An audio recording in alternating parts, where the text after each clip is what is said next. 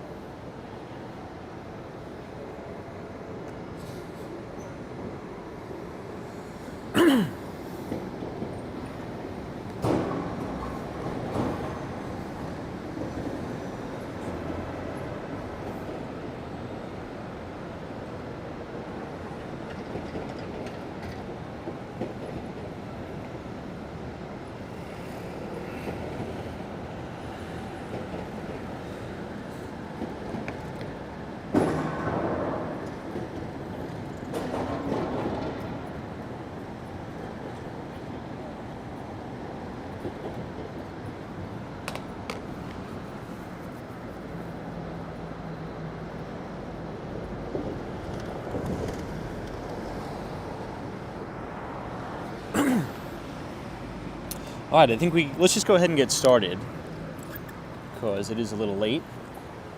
What's up, everybody? It's good to see all of you. It's a beautiful night in New York.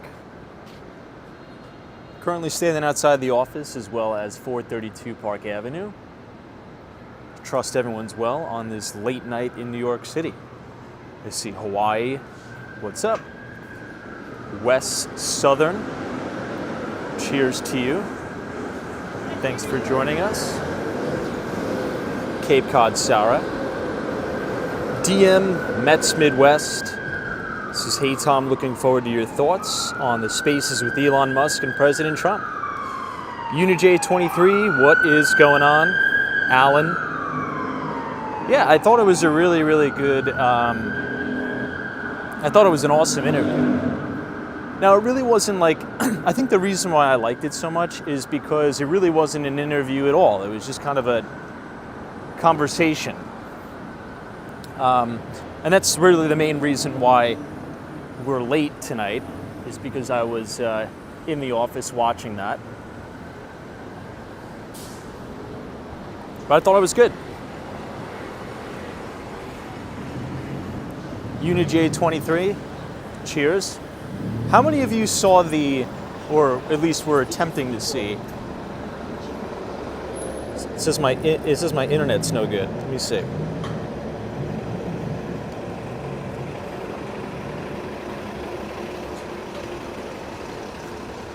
How's the internet?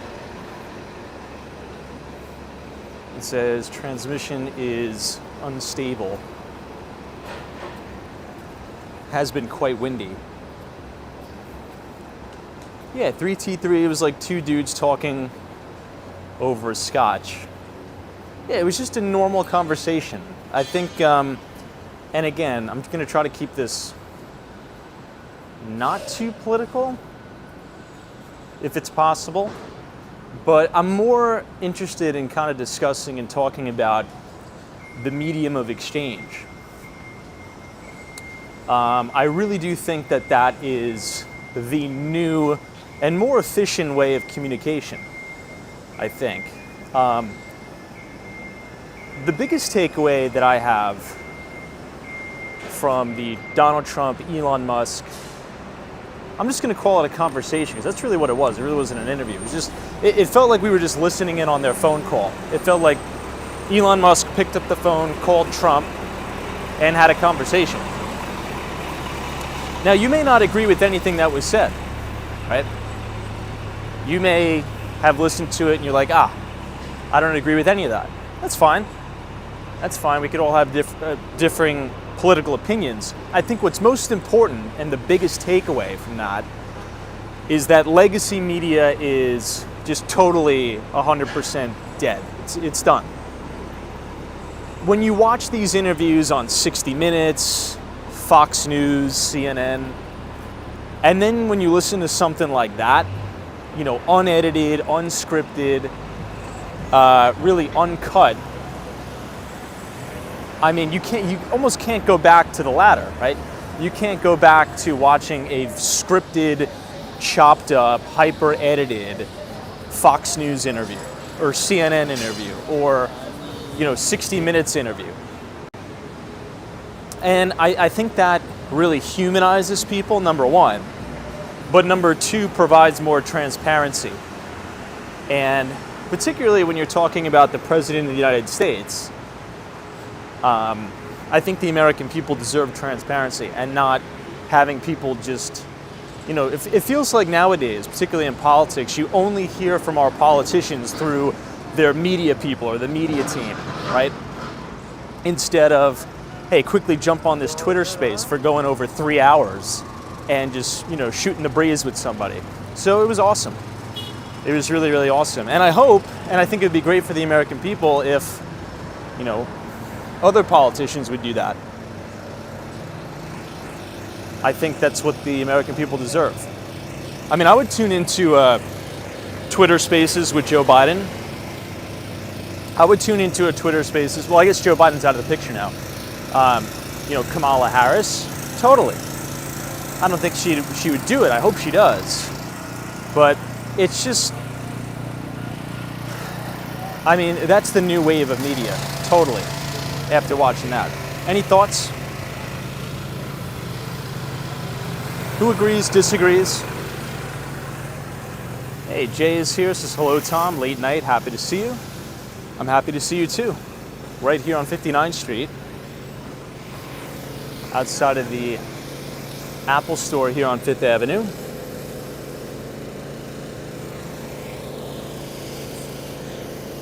J. Hurst's journalism is dead, ? Calm on, man. Not too sure what that means.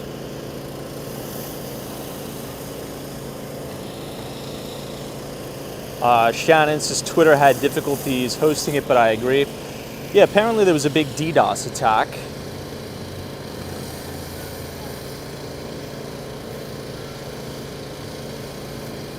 Oops, let me fix my chat. Maxim, what's up? It's good to see you. Mark Francis is CBS, NBC, CNN. Old style media, I'm not sure. My daughter's ever even watched one of them, for sure. Joel PM says, I listened to the interview. Trump mostly avoided the debt topic outside of pushing DOE back to the states, the drop in the bucket. No, yeah, and depending on what you think, I guess the more overarching point, how it relates to this stream when we talk about like business and media and things like that, investing, like you could disagree with everything Trump said. You could say, hey, he dodged every question, or doesn't matter. I think the point I'm trying to make is the medium. It's just a better way of communicating, right? And it feels like you could actually like hear people's thoughts without it being chopped up into a million pieces, or it's just better. It's just way, way better. And it almost takes the prestige off of it. This is another thought I was having. And let me know if you would agree, disagree. It seems as if, a lot of these news anchors, right, across the board, right, Fox News, CNN, MSNBC, it's like they're sitting behind these big, like, let's just call it a Resolute desk.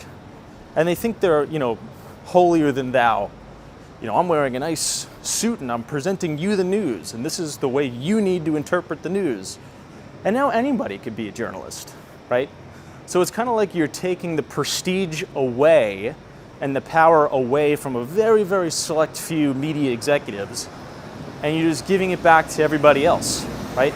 Anybody could host a Twitter space. Anybody could host, a YouTube live stream, and everybody can comment and have their, thoughts heard. So when I kind of delve into that side of the world, I'm talking media world, when I listen to it must have been a 2-hour, X Spaces, with just Elon Musk and Trump just going back and forth and just having a chat.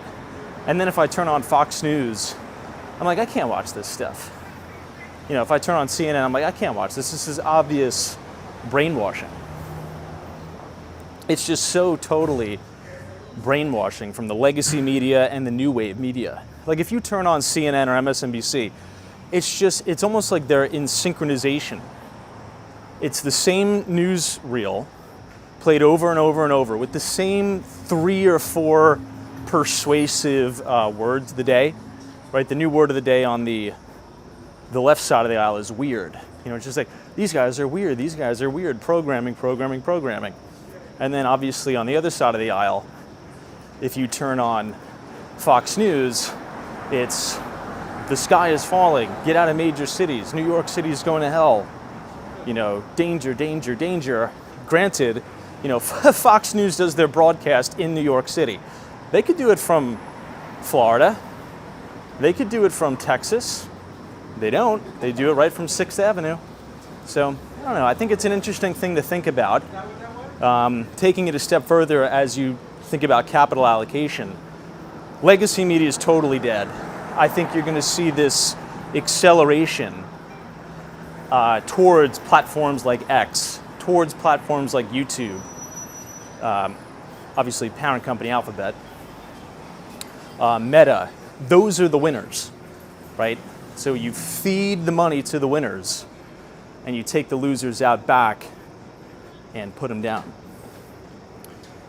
So it was from a business standpoint, strategy standpoint, communication strategy standpoint, that is such a much better way for communication, and that's technology disrupting. So I thought it was awesome. I thought tonight was pretty cool.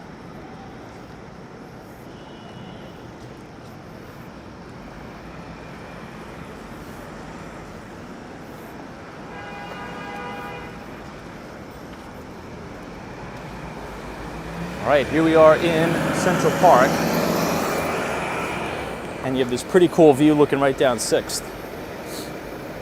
Hey, Elias is here. Cheers.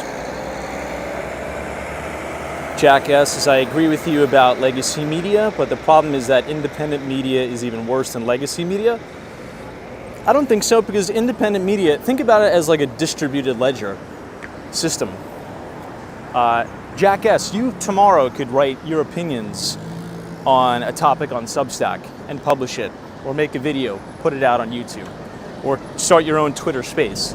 It's what I view independent media as is the ability for smaller voices to get amplified and share ideas on different takes.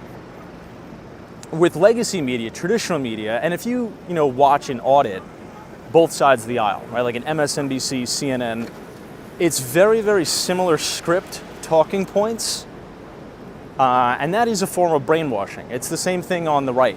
If you ever turn on Fox News or something like that, Fox News, Fox Business, it's the same 3 things, and that's a persuasive technique, by the way. If you've studied persuasion or sales, that is, it's technique.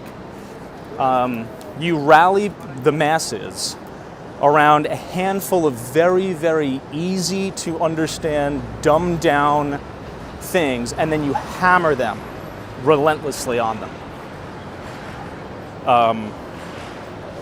That's a form of brainwashing. So pick 1 or 2 teeny little things that really aren't that big of a deal, blow them up, make it kind of catchy, and just hammer people. And then they just repeat it. And that's really what legacy media is. And I think technology is disrupting that, which is going to be good.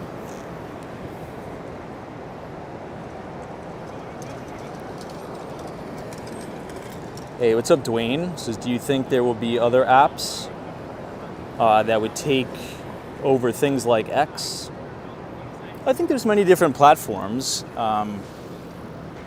What do you mean take over, acquire X? I don't think so. I feel as if Alphabet, Meta, Substack, I don't really think they would even want to be in the position to maybe do that. I don't know. It's interesting to think about. I mean, if anything, maybe Elon will take X public again.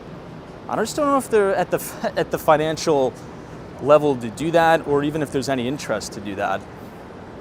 I don't know. It's interesting to think about, though.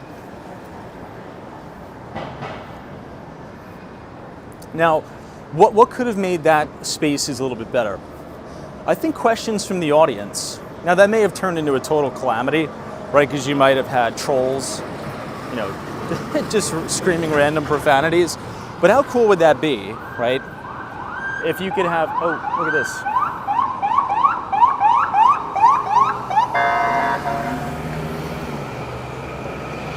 Man, that cop was cruising.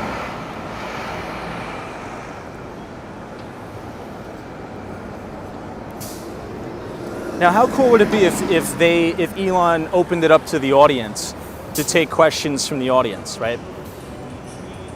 That would have been amazing. Troy Atman says, Tom, the space tonight on X already has over 71 million views. Holy crap.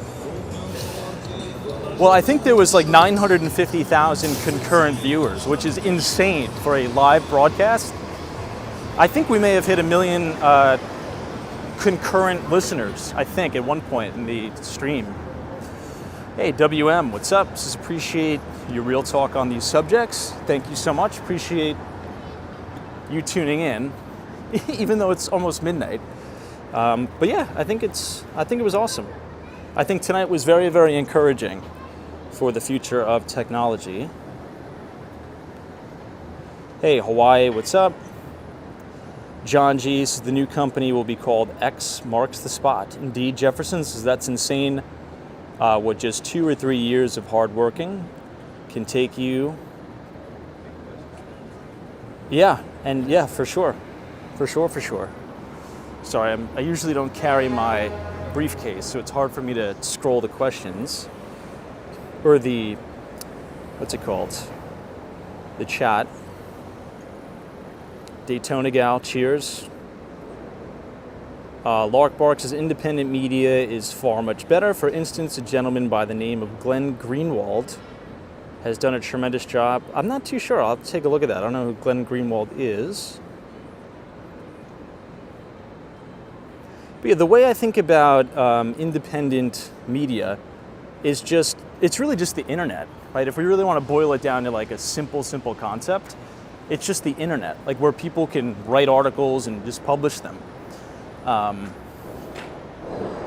And even distribute media content, like video, political analysis, which I think is very, very healthy for the country. I feel as if and this is just my opinion may be wrong, right?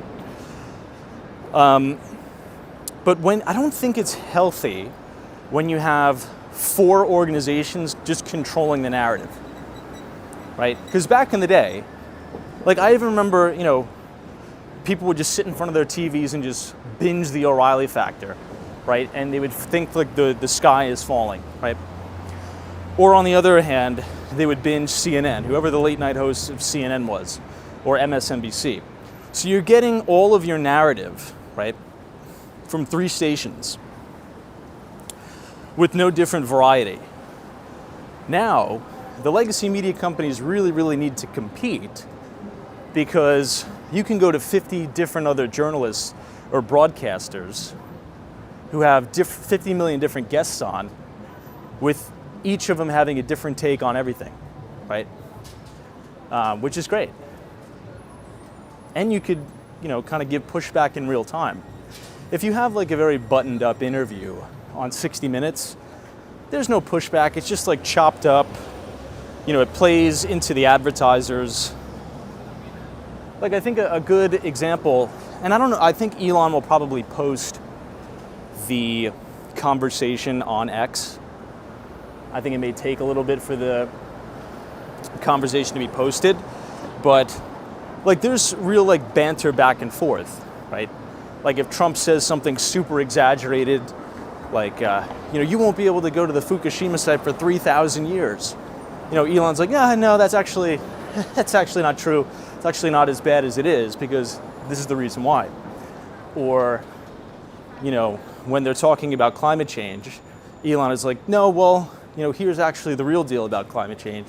This is why we need to get serious about trying to solve it, but it's also not as drastic as everyone else makes it seem, that, you can't eat steak, you need to, give farmers a hard time. But we do need to take it seriously, and gives you a logical reason, right? Not just 3-sentence talking points hammered over and over and over again, demonizing one side of the aisle or not. So I wouldn't be surprised if, within the next 10 years, CNN's probably going to go bankrupt. Maybe Fox News too. I mean, Fox News has a little bit more of a cultish audience, but I really, really wouldn't be surprised if a lot of the talent, right? Because there's a lot of talented people that work for those organizations. They might just say, hey, I don't want to work for CNN. I want to work for myself. I'll set up my own newsroom, right? They have, they went to journalism school. They have all the tools. They have all the smarts. They know how to ask these questions. And you just do it yourself. I mean, Chris Cuomo is doing that, right? Whether you like the guy or not. Don Lemon is doing that now. The top talent at those organizations, they're like, do I really need a boss, or can I be my own boss? Say what I want to say unfiltered, and go direct to consumer, right? And the consumer can be the judge, and we don't have to have any middlemen. I think that's generally good. We'll see. People on the right are doing it too, but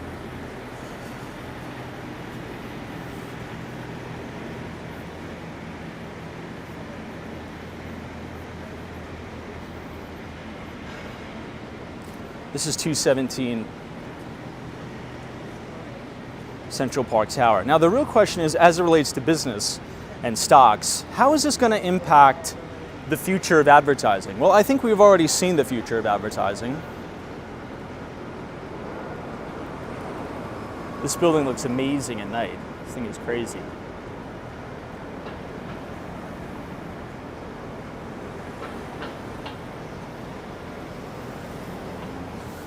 Oh, you know where I was today? So one of my coworkers had to take a trip to Italy real quick. So I filled in on one of his listings. I was at 5 Beekman. Now you guys can look this up. So one side of the building is the Thompson Hotel at Beekman. I'm not sure if anyone's familiar with the brand of Thompson hotels, but this one's really quite nice. Right down there at 5 Beekman. But they also have residences. And oh my God, are the views crazy. I think I may like it better than some of these on Billionaires Row. You see World Trade Center, but you can also see pretty much everything in Midtown, because you're just far enough away to be able to see like Central Park Tower, 220 Central Park South, but you're seeing it from all the way at Lower Manhattan. It's really the coolest thing. Maybe I'll try to get some video next time I'm there. But check it out. If you want to stay in New York City at like an interesting hotel, check out 5 Beekman, the Thompson Hotel. It's kind of cool. All right, let's go down to 8th and let's go to Columbus Circle.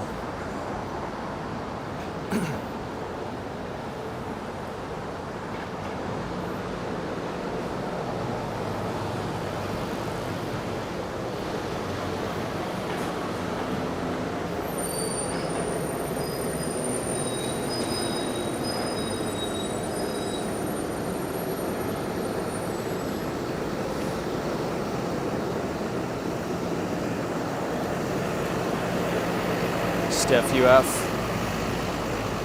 You lost audio. Maybe my mic. Maybe my mic ran out of battery. I'm using this new microphone and I think it's pretty good. It cuts down on the wind noise. It's probably one of the windiest days we've streamed this, well, over the past 2 weeks. And hopefully there's not a lot of wind, but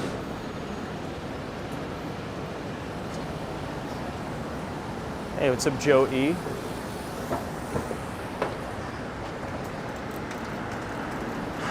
Welcome to Columbus Circle.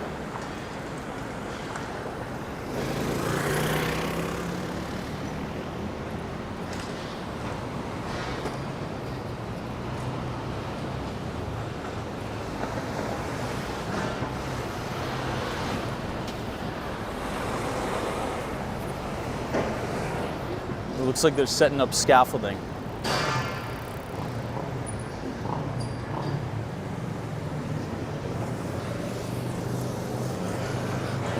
What a surprise, more scaffolding in the city.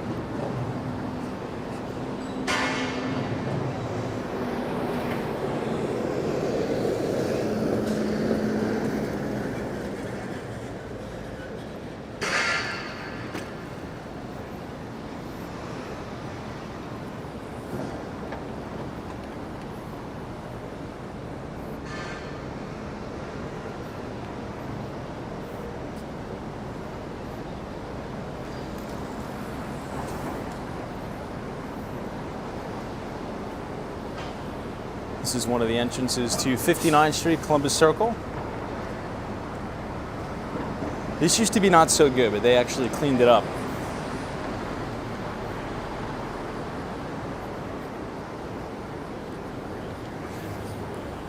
I've said it before, but the 59th Street, Columbus Circle station, right on 57th Street, is actually one of the worst stations, believe it or not.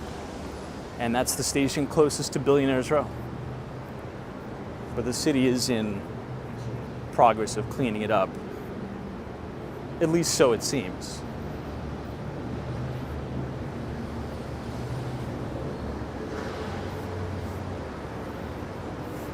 Speaking of Elon, look at the Cybertruck.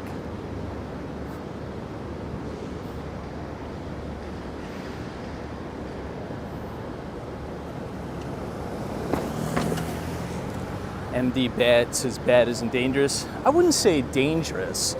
I would just say it's like a lot of drugs.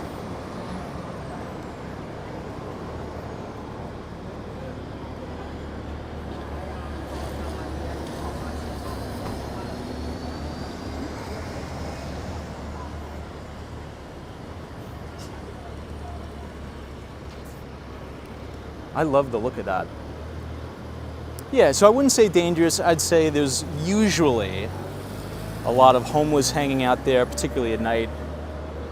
And if you know what this smell of like crack cocaine smells like when it's burnt, it's the most harshest crack smell you've ever smelled, like very, very harsh. I mean, crack smells harsh regardless, but this is like that 10x. But I haven't smelt it that bad in the past 6 months. So, I mean, the city has, you know, to give credit where credit's due, they have been getting more on top of it with deploying police in the subways, you know, just keeping people moving, clearing it out. So there's been a lot of progress. Same thing in Washington Square Park, too. We walked past there 2 nights ago, and it was pretty good.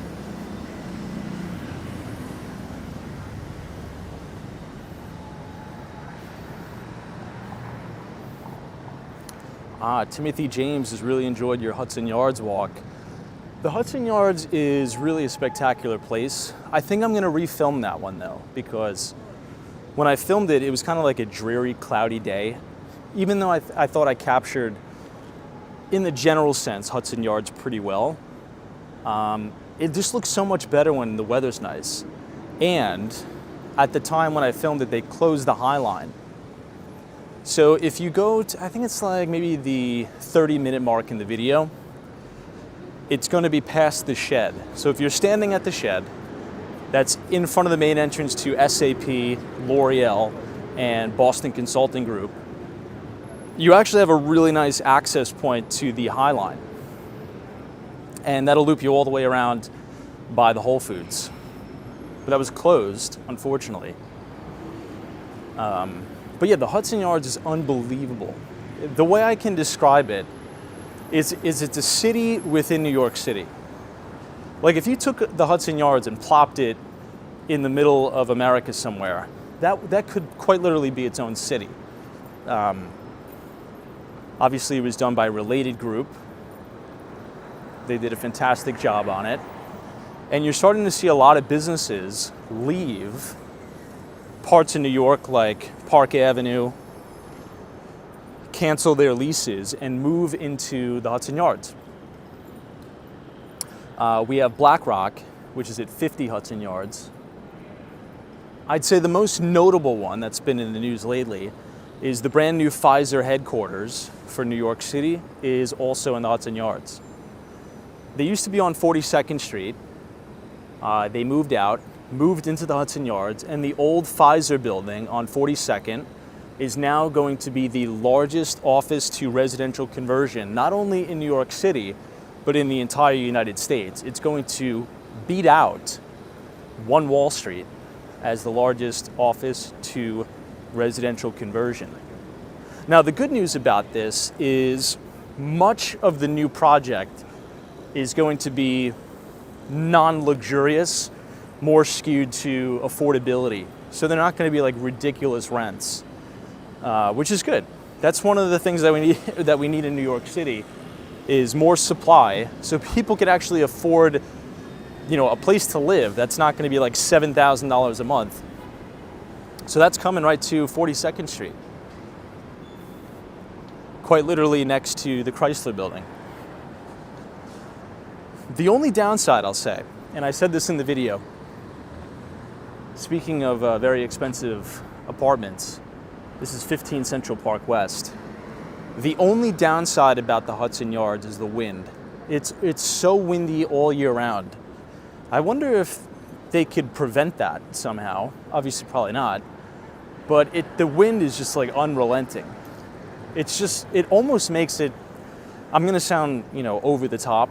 It's almost like it makes it uninhabitable. I know that sounds crazy, but just go there and it gets a little bit tedious after a while. It's like 30-mile-an-hour winds constantly. I don't know why, but it's crazy windy over there.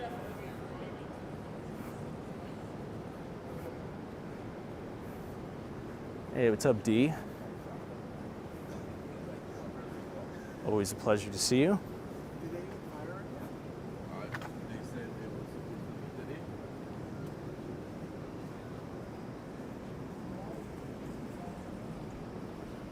This is the Trump International Hotel and Tower. Let's see how much it costs. So the monthly rate to rent a parking spot is $700. If it's a luxury exotic, it's $1,200, which is actually not a bad price. Some places on the Upper East Side, if you want to park an exotic, it's like $1,600 a month. That's actually pretty good. $1,200 a month. And this is like a very, very prime location. What was it for a regular car again?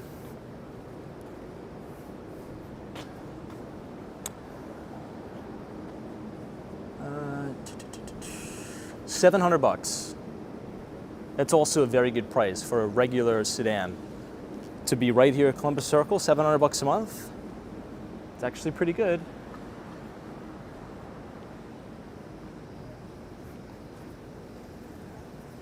I bet there's no space.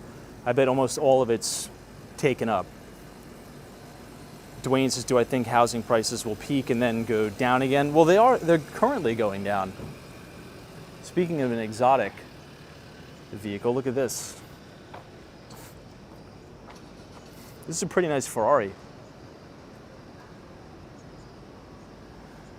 Now, what would you rather have, a Tesla Cybertruck or a Ferrari, assuming you can't sell it for cash? I think I'd still take a Cybertruck. I'm just not really a big fan of sports cars. I mean, it looks beautiful, it looks nice, but Troy Atmos' Ferrari, Wes Ferrari as well.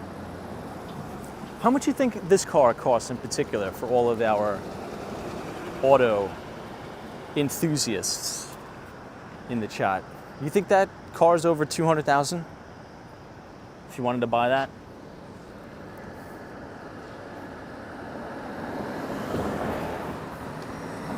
What do you think? 200,000? 250? Wes is 250K used. Nicole says, as an Italian, definitely Ferrari. I got that. Hawaii says he parked in the crosswalk. I believe this is the main valet for the residences at the Trump International Hotel. So maybe they just park it there temporarily and they'll probably take it down. Everything in Miami says 300K. Now here's an interesting question about that. What do you think the insurance is on something like that? What do you think it costs to insure a Ferrari like that?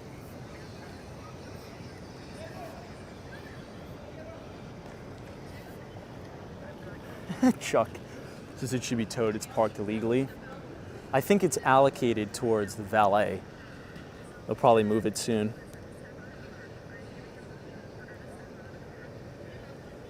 Hood Patriots says Ferrari will hold value. Cybertruck will absolutely not. Oh, for sure. I'm saying, like, assuming you can't, like, sell it for cash. Everything in Miami says $1,000 a month. It's actually was way, way less than I was thinking. $1,000 a month to insure that? That's not bad.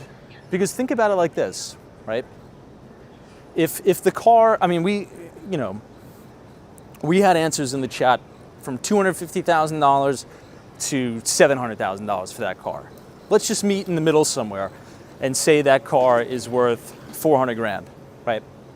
So you're essentially driving a house around the streets of New York City, and it costs $1,000 a month to insure it.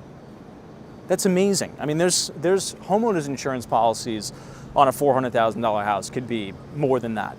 Mine is in Florida. I pay like $4,500 a month for insurance, so that's actually not that bad. $1,000 a month to insure a house on wheels. It's a pretty good deal. I mean, when you think about it like that, right? I would say there's more risk of damage to a Ferrari in New York City than it is a $450,000 house.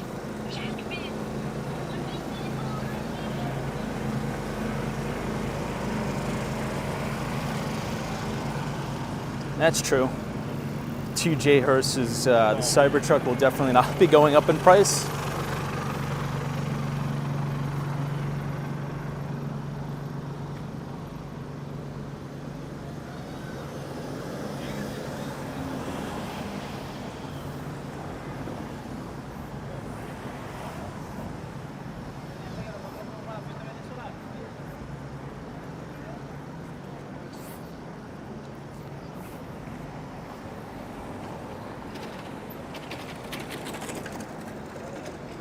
Shell says I'd rather put $400,000 in a high yield savings account or something like that. I mean, for sure, but I think the people who are buying Ferraris, I mean, if you have a $400,000 in disposable income where you could buy a Ferrari, I think they have, they're probably worth 10 mil plus.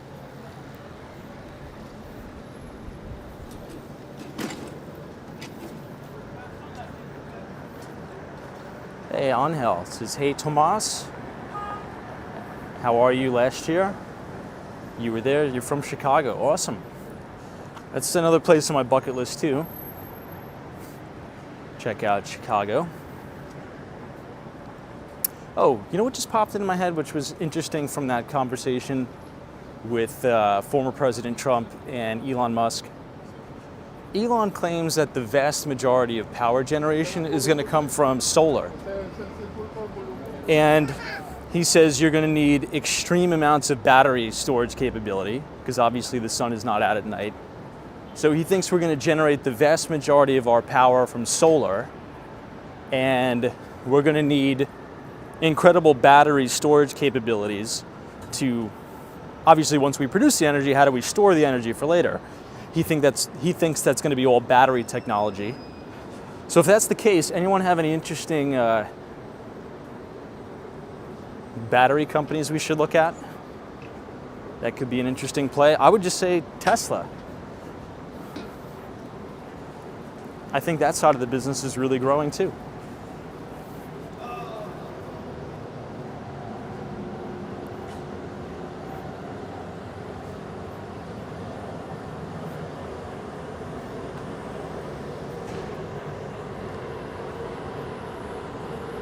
This is the Nordstrom building.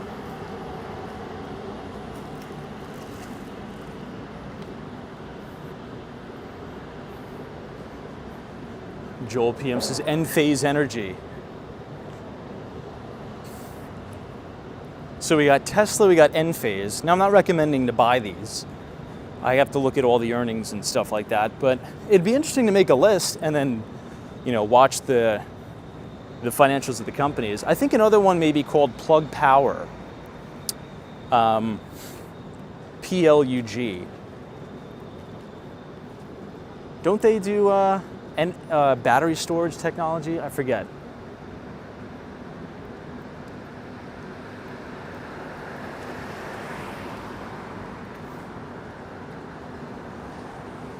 .220 Central Park South. This thing looks like a castle in the middle of New York. Dwayne's is, what about investment in renewable energy? How do you think that will play out? I think it'll play out pretty good.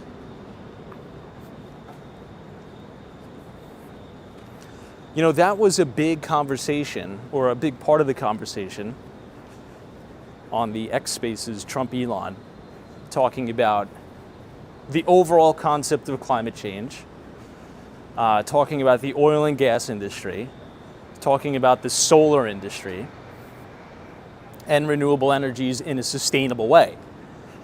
And the way Elon explains it, I agree. I am very, very pro renewable energies over time to slowly wane ourselves off of fossil fuels. But the problem that I see on both sides of the political aisle is they take way too radical of a stance on everything. And that's because of the way our political infrastructure is set up. You almost need to be super bombastic and just ridiculous to get votes, or what they call pandering to your audience, because no one's going to listen to like a normal, moderate person explain something logically. Like, that won't get clipped up and won't get views, which is another reason why I think that this type of platform is much better. It's true that you cannot demonize the oil and gas industry, because if we were to turn the spigot off tomorrow, you would have mass starvation and quite literally the end of human civilization. So we need to continue to support oil and gas production, while at the same time doubling, if not tripling down, on cleaner forms of energy, so that once we get those up and running, we could slowly kind of turn ourselves off. But one side says we need to do it immediately, we just need to kill it overnight. And then the other side says we don't need to look into renewables at all. Well, both sides is that's just too crazy. So I think for just to have a normal, I guess you could say, W take on that, it was quite refreshing to hear.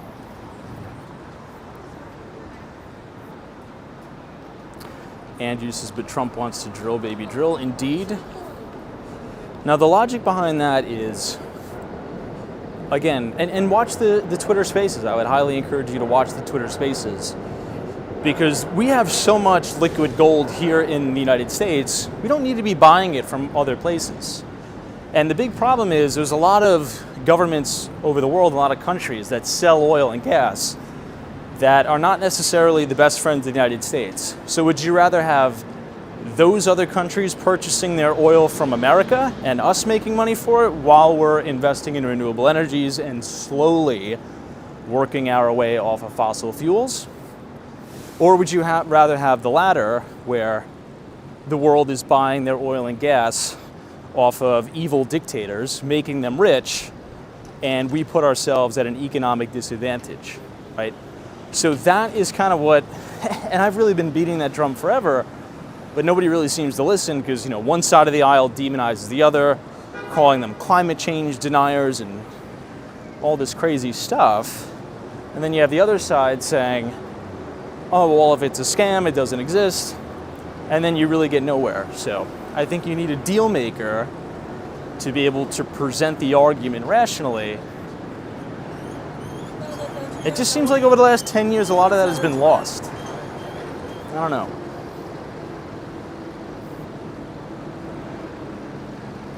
Anyway. What's up, Dave? This is West 55th Street. You're looking at the closed down Carnegie Deli.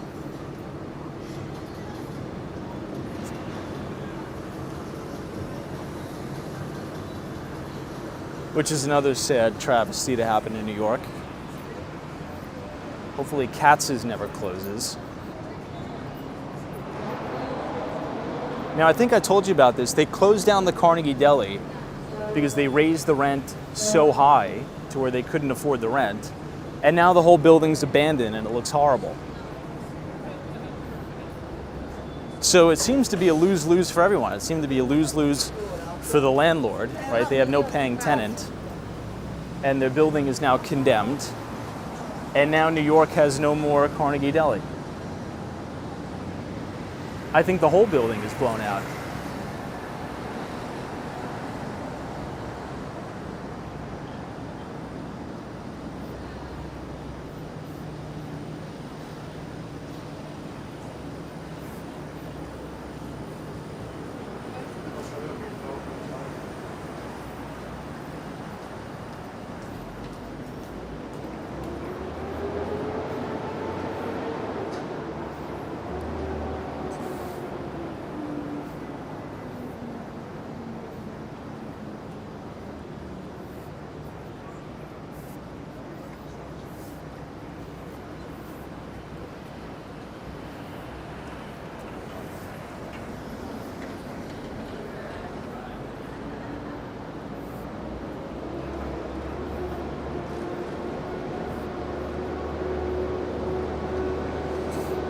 This is an interesting comment. Carl Roth says, Tom, present new technology like 1 minute charging, that will change the game for electric cars. That would be amazing. 1 minute charging technology?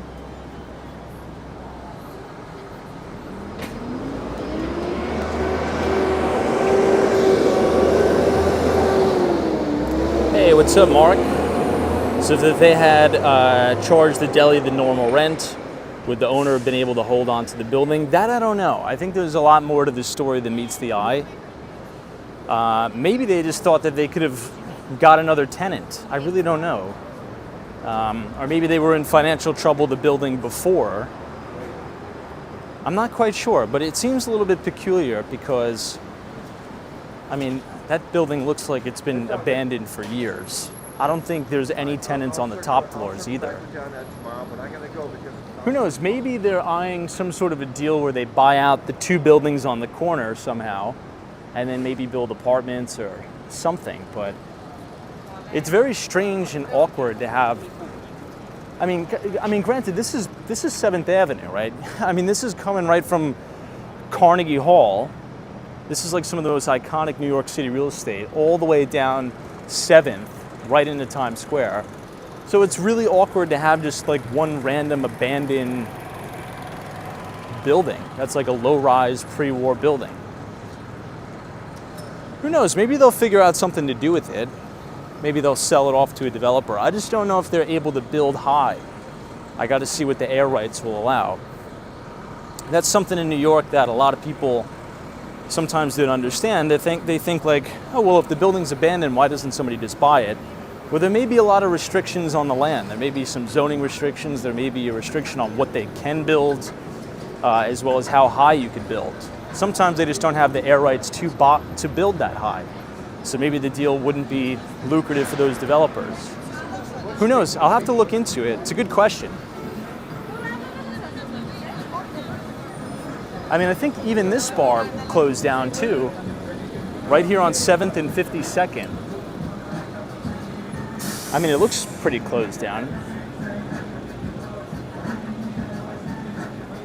But if you guys are enjoying the live stream so far tonight, feel free to leave a like on the video and click the subscribe button if you're new. We do these streams almost every single day, starting at 8:45, assuming Elon Musk isn't doing a live stream with the former president.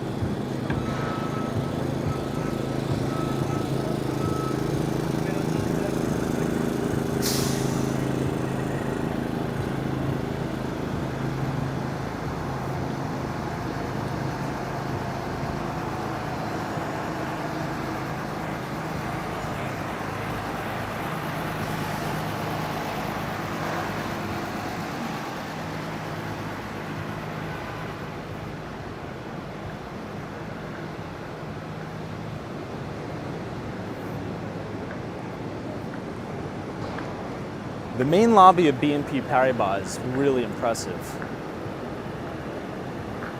I'll have to go in here during the day, but it's very, very unique because it's this huge atrium here, and you have offices overlooking the big atrium. It's really cool. I really like this building a lot. 787 7th Avenue. And this is kind of as we walk down by the old Lehman Brothers. Pretty soon it's going to be the anniversary when Lehman Brothers collapsed. That's coming up in about a month now. As the summer comes to an end, which is wild.